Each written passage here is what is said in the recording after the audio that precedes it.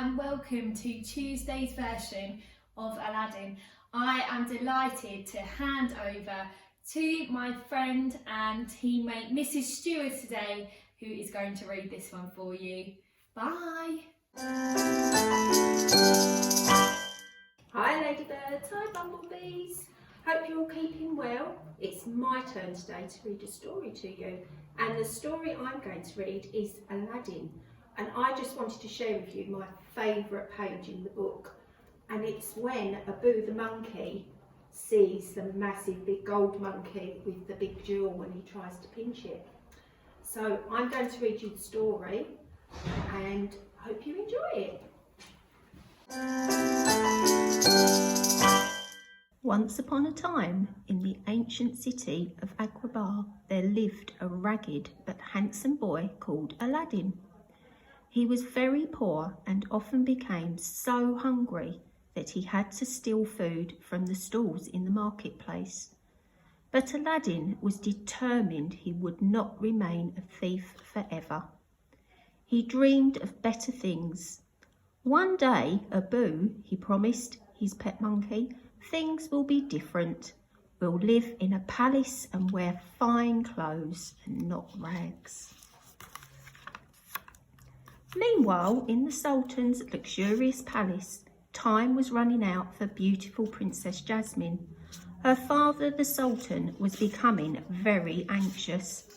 But dearest, he insisted, the law says you must marry a prince before your next birthday.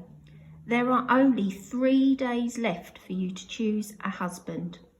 The law is wrong, cried Jasmine. I don't want to marry anyone I do not love, even if he is a prince. Jasmine fled tearfully into the garden and hugged her pet tiger. Oh, Raja, she sighed, I don't want to be a princess anymore. Then she planned her escape. Early the next morning, the princess disguised herself in a long cloak and climbed over the palace walls. Jasmine made her way through the bustling marketplace.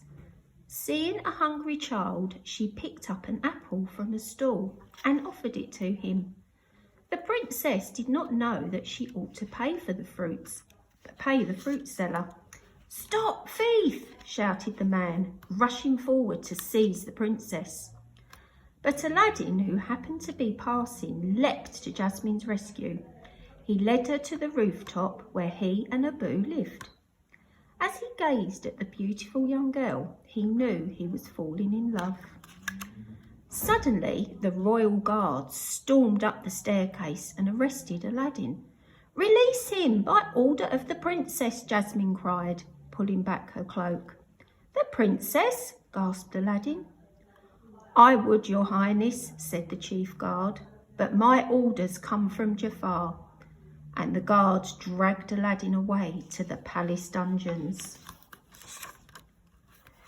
Now Jafar was the Sultan's most trusted advisor, but unknown to the Sultan, he was plotting to take over the throne. Jafar knew of a magic lamp that would give him all the power he needed, but it was hidden in a mysterious cave in the desert. The tiger god that guarded the cave had told Jafar that only a diamond in the rough could enter the cave, someone whose worth was hidden deep within. Using his magical powers, Jafar found out that this was Aladdin.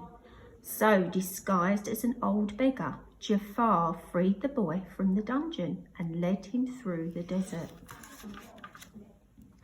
Promising great wealth, Jafar persuaded Aladdin to enter the cave and get the lamp for him. The fearsome tiger god warned them to touch nothing but the lamp. Inside the first chamber, Aladdin and Abu met a friendly magic carpet who showed them where to find the lamp. But just as Aladdin picked it up, Abu caught sight of a magnificent jewel in the hands of a giant monkey statue.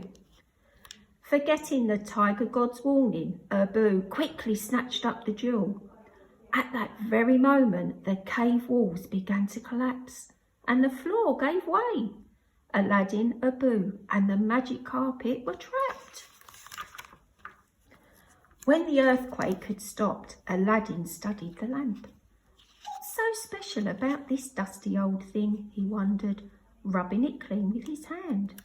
Suddenly, the lamp started to glow. A cloud of smoke billowed from its spout and became an enormous shape with laughing eyes and a curly beard. "I am your genie, direct from the lamp," said the amazing creature. To prove it, he released Aladdin from the cave and offered him 3 wishes. Aladdin thought of Princess Jasmine. She would never marry a poor sweet street boy. "Genie," he said, "I wish I were a prince." The genie waved his hand and turned Aladdin into a prince, dressed in the finest silks. Abu became a magnificent elephant to carry Aladdin to Agrabah. Calling himself Prince Ali Abwa, Aladdin marched towards the Sultan's palace in a grand procession.